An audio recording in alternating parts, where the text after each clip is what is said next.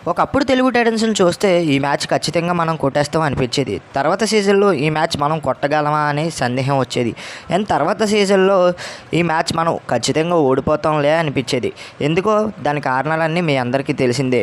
ఎందుకంటే మేనేజ్మెంట్‌లో తెలుగు టైటన్స్ టీమ్‌ని తీసుకోవడంలో చాలా అంటే చాలా తప్పులు చేయడం చూసాం. అంటే ఇక్కడ సీనియర్ ప్లేయర్స్ మీద బాగా డిపెండ్ అయిపోవడం, లేకపోతే జూనియర్ ప్లేయర్స్ మీద డిపెండ్ అయిపోవడం అండ్ ఇంజ్యూరీ కన్సర్న్స్ ఉన్న ప్లేయర్స్‌ని కొనుగోలు చేయడం మన తెలుగు టైటన్స్ చేసిన పెద్ద తప్పు అని చెప్పొచ్చు గత కొన్ని సీజన్స్ నుండి.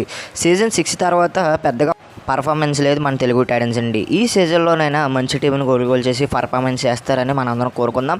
అండ్ చాలామంది కామెంట్స్ అయితే చేయడం జరిగింది ఈ ప్లేయర్స్ని కొనుగోలు చేస్తే బెటర్ అని. అండ్ మన సబ్స్క్రైబర్స్ చేసిన కామెంట్స్ని పిక్ చేసి ఒక 4 ప్లేయర్ని అయితే నేనైతే పిక్ చేయడం అయితే జరిగింది. మరి వాళ్ళు ఎవరు అనేది మనం ఇవాళ వీడియోలో తెలుసుకుందాం. వీళ్ళు కనుక మన తెలుగు టైటన్స్కి వస్తే వేరే లెవెల్ అంతే ఫ్రెండ్స్. ముందుగా నితీష్ కుమార్ రైట్ కార్నర్లో చాలా అంటే చాలా అద్భుతమైన పర్ఫార్మెన్స్ ఇచ్చాడు. బట్ ఇప్పుడున్న సిచ్యువేషన్స్లో పెద్ద ఫామ్లో లేకపోయినా కూడా తెలుగు టైటన్స్కి ఉపయోగపడే అవకాశాలు అయితే ఎక్కువగా కనిపిస్తున్నాయి. ఎందుకంటే కృష్ణకుమార్ హుడా సార్ కావచ్చు, రమేష్ సార్ కావచ్చు, ఇలాంటి వాళ్ళని మరొకసారి ఫామ్లోకి తీసుకొచ్చే అవకాశాలు అయితే కనిపిస్తున్నాయి.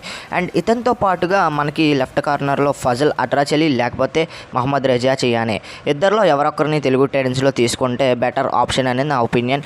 మంచిగా తీసుకున్నట్టయితే మనకి ఫజల్ అట్రాచలినే తీసుకోవాలి, మహమ్మద్ రజా చియానే మనకి పెద్దగా అవసరం లేదు. అండ్ వీళ్ళతో పాటు ఇద్దరు రైడర్స్ని అయితే తీసుకోవాలి. వాళ్ళు వెరీ టాలెంటెడ్ అయ్యి ఉండాలి. అండ్ వాళ్ళు ఎవరో ఇప్పుడైతే తెలుసుకుందాం. ముందుగా పతిక్ దెహ్యాని ఖచ్చితంగా మన తెలుగు టైటన్స్ అయితే టార్గెట్ చేయాలి ఆప్షన్లోకి వస్తే కనుక. ఎందుకంటే పతిక్ దెహ్యా లాంటి రైడర్ కనుక ఉంటే మన తెలుగు టైటన్స్కి మంచి ఎక్స్పీరియన్స్ రైడర్ అయితే దొరికినట్టే. అంటే young and talented experience rider దొరికినట్టే. అతనితో పాటుగా నితిన్ ధన్కర్ లాస్ట్ సీజన్లో వచ్చినా కూడా పెద్ద ఇంపాక్ట్ అయితే చూపించాడు, చాలా పెద్ద ఇంపాక్ట్ అయితే చూపించాడు. అని ఇలాంటి రైడర్ కూడా మన తెలుగు టైటన్స్కి ఎంతగానో అవసరం గైస్.